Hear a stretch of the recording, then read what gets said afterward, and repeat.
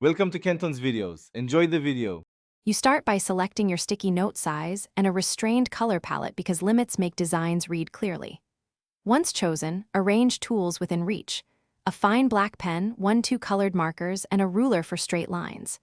Begin with light pencil guidelines if you want symmetry, then draw the first structural lines, borders, headers, or a simple icon so you establish composition. This first actionable pass sets scale and spacing. Make sure to leave margin near the adhesive edge to avoid obstructing stickiness.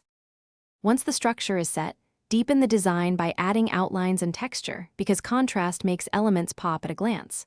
Start with dark outlines, then fill shapes with marker strokes. Pause briefly so ink doesn't bleed. 5 to 10 seconds often suffices. Introduce pattern accents: tiny dots for space, stripes for emphasis, crosshatch for shadow.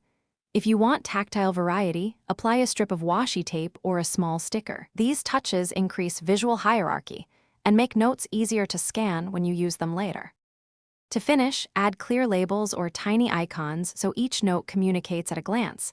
Numbering helps when notes form a sequence.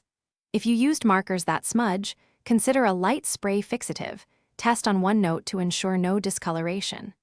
When everything's dry, peel one saved test note to confirm adhesive still holds.